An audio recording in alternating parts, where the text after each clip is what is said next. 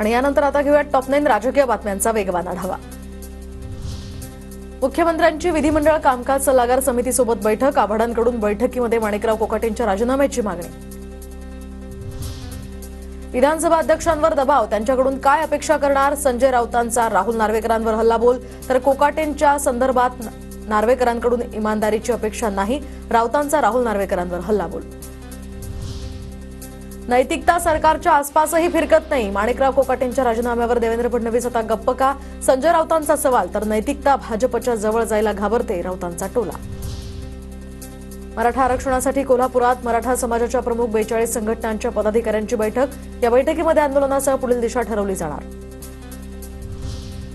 सीमा प्रश्नाच्या आंदोलनामध्ये शिंदेंचं नाव कधी दिसलं नाही, सीमा भागाचा कारभार शिंदेंकडे असताना ते कधी बेळगावलाही गेले नाही, शिंदेंना अटकेची भीती वाटते त्यामुळे ते सीमा भागात गेले नाहीत, संजय राऊतांची टीका।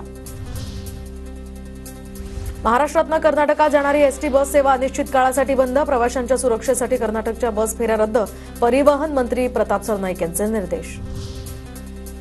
आम्ही मंत्री असण्याआधी शिवसैनिक आहोत, आम्ही हातात बांगड्या भरलेल्या नाहीत, तर महाराष्ट्रातील एसटी चालकाला काळ फासल्यानंतर परिवहन मंत्री सरनाईक यांचा कानडी संघटनांना इशारा।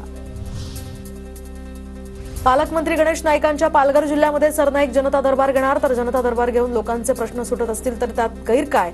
सरनाईकांचं वक्तव्य। तर ठाणे जिल्ह्यामध्ये जनता दरबार घेण्याची गणेश नाईक यांची सुद्धा घोषणा। ठाणे महापालिकेवर भाजपचा झेंडा फडकला पाहिजे, युती संदर्भात वरिष्ठ नेते निर्णय घेतील, भाजपचे माजी खासदार संजीव नाईक यांची प्रतिक्रिया।